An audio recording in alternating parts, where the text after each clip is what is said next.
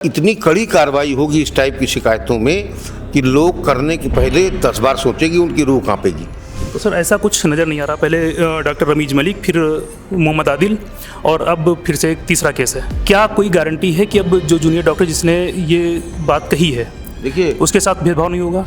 Sir जब माँ बाप अपने बच्चों को केजी में भेजते हैं डॉक्टर बनने के लिए, तो उन्हें ऐसा नहीं लगता है कि यहाँ पर कुछ ऐसा होगा जैसे सोसाइटी अभी नज़र आता है।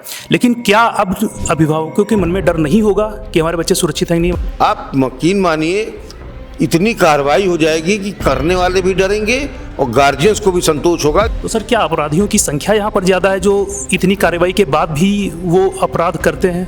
हमने मीडिया में आने के पहले उसको सस्पेंड कर दिया। इससे एक सवाल ये भी उठता है कि जो इन पर कार्रवाई हुई, जो सस्पेंशन की कार्रवाई हुई, ये जब डॉक्टर रमीज मलिक का प्रकरण आया था तब नहीं हुई थी।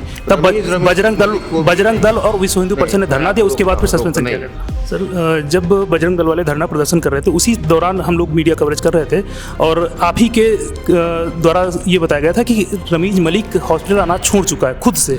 हमारे साथ मौजूद है डॉक्टर के सिंह जी, जो प्रवक्ता है केजीएमयू के। डॉक्टर साहब, हाल ही में फिर से एक नया मामला सामने आया है जिसमें एक जूनियर डॉक्टर के साथ छेड़छाड़ का मामला और कुछ और बताया। देखिए, कल विश्वविद्यालय प्रशासन को ये जानकारी मिली कि एक महिला रेजिडेंट के साथ एक एडिशनल प्रोफेसर यानी सीनियर फैकल्टी मेंबर ने अभद्र व्यवहार किया अपने कमरे में।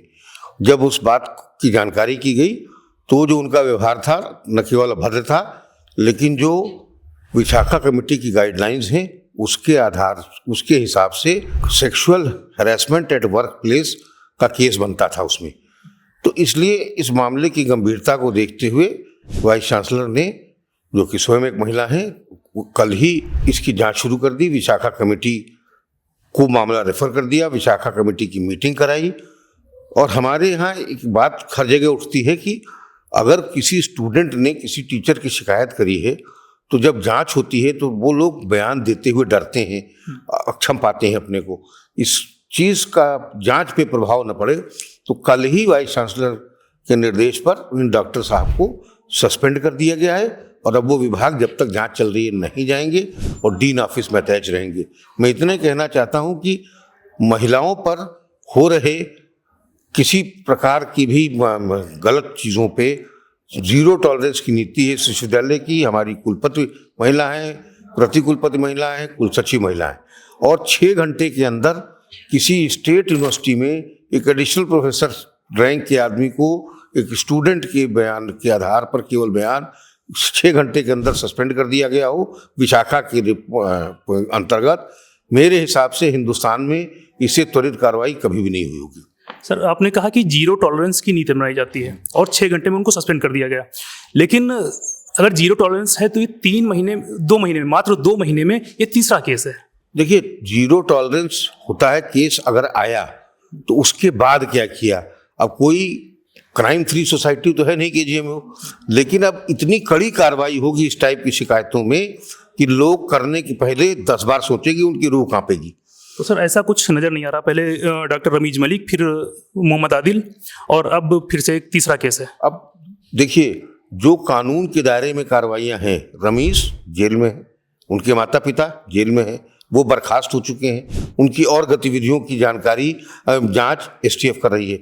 और क्या कार्रवाई उसके ऊपर हो सकती है आप बताइए, तो मैं उसको विचार करूं कराने का। और कोई कार्रवाई हो सकती है इसके अलावा? इस केस में अभी एफआईआर हुई है?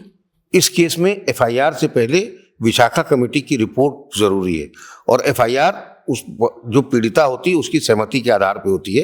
कोई भी जांच जो एफआईआर है इस लेवल की 6 घंटे में एफआईआर नहीं होती। अब वो सस्पेंड हो गए, उस विभाग से दूर हो गए। अब विशाखा कमेटी की जो रिपोर्ट होगी, आप यकीन जानिए एफआईआर और जितने तरह की कार्रवाई की उसमें संभावना होगी सब होगी। सर अक्सर जूनियर डॉक्टर अपने सीनियर पर आरोप लगाने से डरते हैं, वो अक्सर अत्याचार झेलते हैं। क्या कोई गारंटी है कि अब जो जूनियर डॉक्टर जिसने ये बात कही है, देखिए, उसके साथ भेदभाव नहीं होगा? देखिए, उस जूनियर डॉक्टर के साथ तो नहीं होगा, ना भेदभाव होगा, ना करियर होगा, क्योंकि वाइस चांसलर ने स्वयं उस बिटिया से और उसके गार्जियन से बात करी है और कहा है कि आपको वाइस चांसलर का सीधा संरक्षण प्राप्त रहेगा। कोई समस्या किसी तरह की होगी तो उनको वाइस चांसलर ने अपना पर्सनल नंबर दिया है कि वो उस पर बच्ची बात कर सकती है। हम लोगों की ड्यूटी लगाई गई है कि हम लोग उसके संपर्क में रहें और उसे हर प्रकार का संरक्षण और प्रोत्साहन दें। सर जब माँ बाप अपने बच्चों को केजीयू में भेजते हैं डॉक्टर बनने के लिए तो उन्हें ऐसा नहीं लगता है कि यहाँ पर कुछ ऐसा होगा जैसे सोशल अभी नजर आता है, लेकिन क्या अब अभिभावकों के मन में डर नहीं होगा कि हमारे बच्चे सुरक्षित हैं नहीं, हमारे बच्चे सुरक्षित हैं नहीं? देखिए, पहली कार्रवाई तो रमीज की बता दी, आदिल जेल में है, इंटर्नशिप से बर्खास्त हो चुके हैं, ये 6 घंटे के अंदर सस्पेंड है। आप यकीन मानिए इतनी कार्रवाई हो जाएगी कि करने वाले भी डरेंगे और गार्जियंस को भी संतोष होगा कि केजीएमयू जिस तरह से कार्रवाई कर रहा है कोई संस्था नहीं करती। तो सर क्या अपराधियों की संख्या यहाँ पर ज्यादा है जो इतनी कार्रवाई के बाद भी वो अपराध करते हैं? देखिए, अब कुछ अब की जनरेशन में मैं क्या कहूँ, ये ऐसा कोई कहना कैमरे पे उचित नहीं है, लेकिन ये सामाजिक समस्या है और समाज की समस्या तो हम दूर नहीं कर पाएंगे, लेकिन केजीएमयू की समस्या हम दूर कर देंगे, इसके लिए निश्चिंत रहिए आप। सर यहाँ पर कई सारे हॉस्पिटल हैं, लेकिन कई सारी यूनिवर्सिटी भी है, लेकिन यहाँ पर तीसरा मामला है, जबकि अन्य जगह पर अभी ऐसे मामले उजागर नहीं हुए हैं। तो हो सकता है वहाँ हो रहे हो, लोग सामने न ला रहे हो, हम तो हर चीज़ बढ़ चढ़ के सामने ला रहे हैं।